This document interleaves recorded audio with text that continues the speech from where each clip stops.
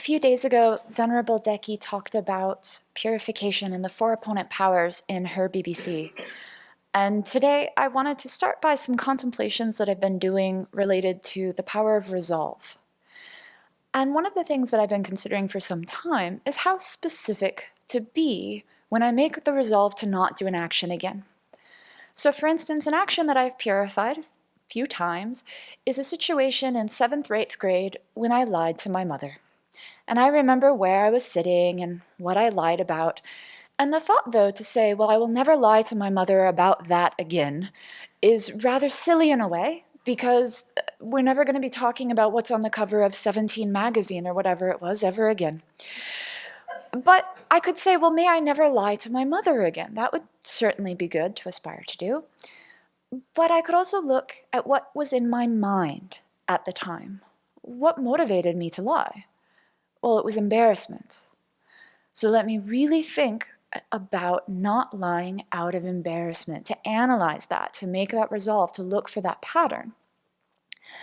And we talk about this all the time, to really examine what our motivation is for doing things, what afflictions are in the mind. And we even can start to use this a little bit to extrapolate. So we do this in the case of precepts. The Buddha gave us many teachings and many precepts to hold, but not necessarily about things like cell phones, internet use, and recycling. But we can look at the values, the mindsets that we were trying to cultivate and avoid based on the precepts that the Buddha did give. And then we can use that to kind of extrapolate and think about, well, okay, what about those that I don't necessarily have direct guidance on? So I think about this in terms of avoiding negative actions. They're the ones that I remember in this life that I am going to purify and try to avoid to engage in again.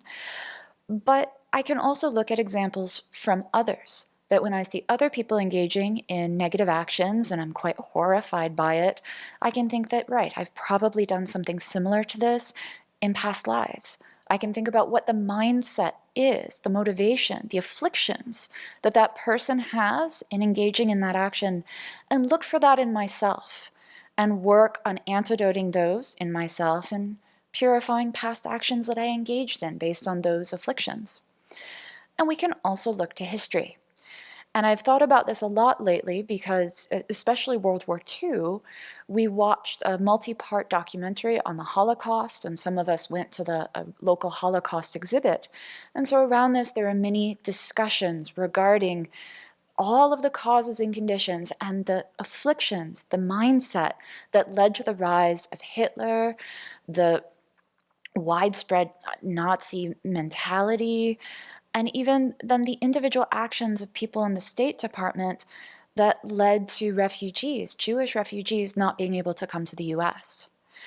So we can look at that and make relationships to our situation in the world now. And what this what I kept thinking about and wanted to share with you today is actually another aspect of this, which is reflecting on the development of the atomic bomb.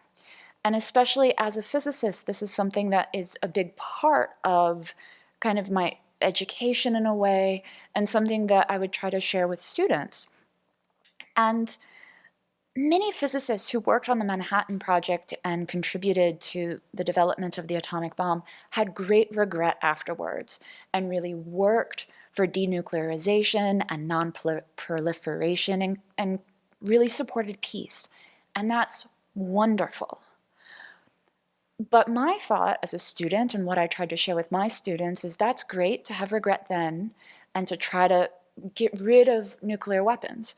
But how do we avoid engaging in creating the next weapon, of actually doing the next big thing that we'll regret later? And obviously most of us are not going to be developing weapons of mass destruction, but maybe I haven't yet engaged in the worst action I will do in my entire life. That's horrific to think about.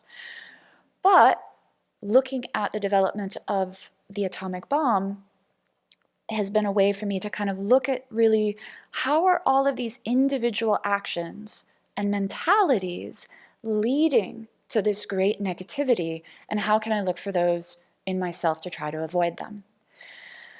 And while it is wonderful that many of the physicists and other scientists regretted this after the fact, personally it seems like it's more useful to look at really what was the mentality while the development was happening.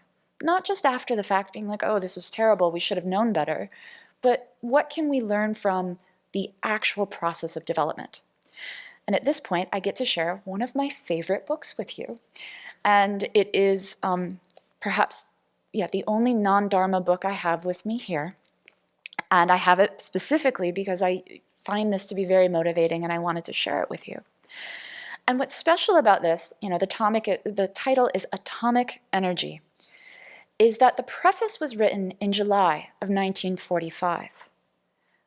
For those of you who don't know the detailed history off the top of your head, the Trinity test, the first real test of the atomic bomb, was July 16th of 1945. The atomic bombs were dropped on Hiroshima and Nagasaki on August 6th and August 9th of 1945. This document was created before they knew the bomb would even work, before they knew that it was going to be used. And so this for me has been inspiring to really look at it and see, what is the mindset that while you're engaged in the action, you actually have and want to catch so that you don't actually get to the end point where you regret what's happened. So for the sake of time, I think I might make this at least a two-part talk, and the first thing that I really just wanted to focus on was motivation. And this is, of course, something that we focus on again and again here. And what's contained in this book, it's really interesting to see the shift in motivation that happened while they worked on this. And I want to read a couple of passages, but it's not the most engaging book. It was the first thing declassified and made public. And so oftentimes the book has to leave out all of the interesting parts. It even says, in talking about electromagnetic separation, security requirements make it impossible here, as for other parts of the project, to present many of the most interesting technical details. The importance of the development is considerably greater than is indicated by the amount of space which is given here.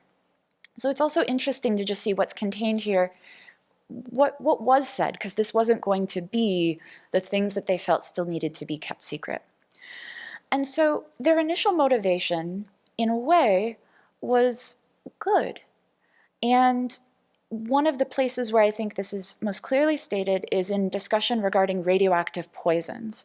That is, that when you have radioactive material, that in itself is a health danger.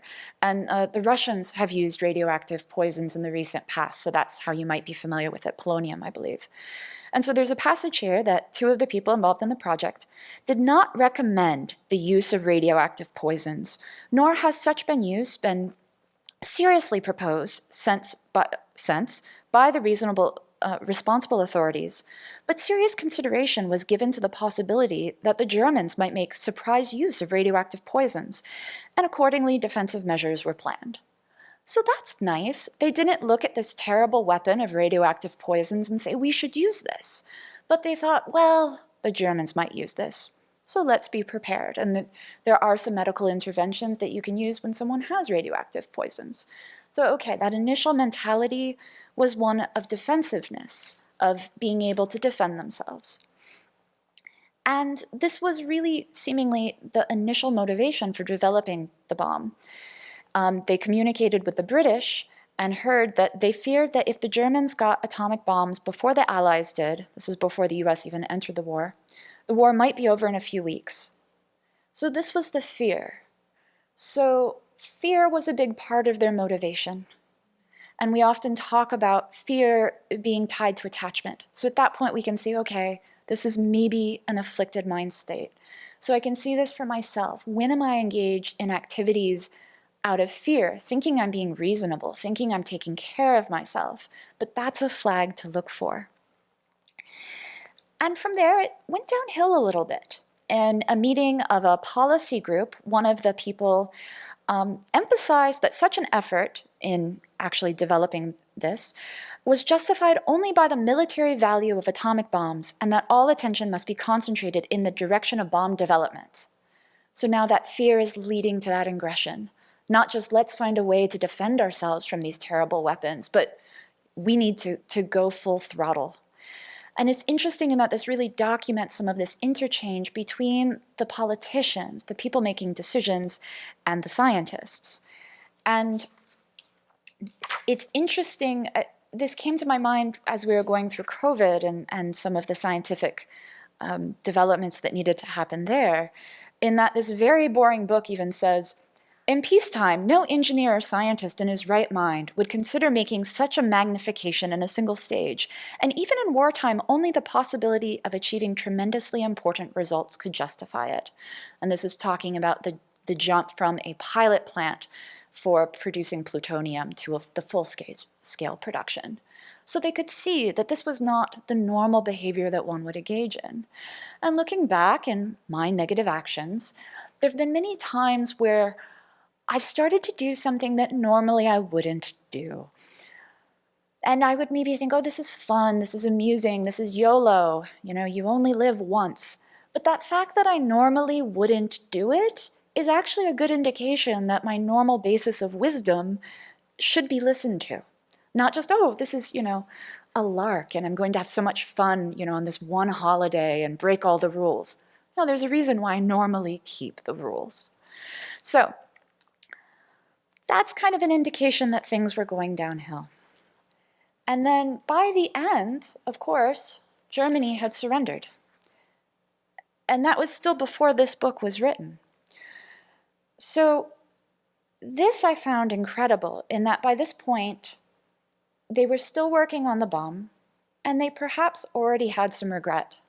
And so when we know that we are not necessarily engaging in something virtuous, that we have an afflicted mind, that we're going off the rails, there's some little voice inside that tells us this. And maybe we should listen to this. And so this again was written before the Trinity test was conducted, before they knew the bombs were going to be dropped, before they knew for sure. Before the surrender of Germany, there was always a chance that German scientists and engineers might be developing atomic bombs which would be sufficiently effective to alter the course of the war. There was therefore no choice but to work on them in this country. Initially, many scientists could and did hope that some principle would emerge which would prove that atomic bombs were inherently impossible. This hope has faded gradually. Fortunately, in the same period, the magnitude of the necessary industrial effort has been demonstrated so that the fear of German success weakened even before the end came. By the same token, most of us are certain that the Japanese cannot develop and use this weapon effectively.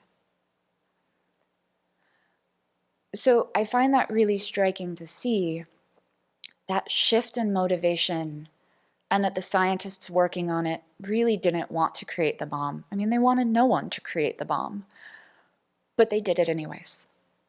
And so how often do I have that voice in my head letting me know, you don't want to do this, but I think I have to for some strange reason, and I do it anyways. And afterwards, I then need to purify.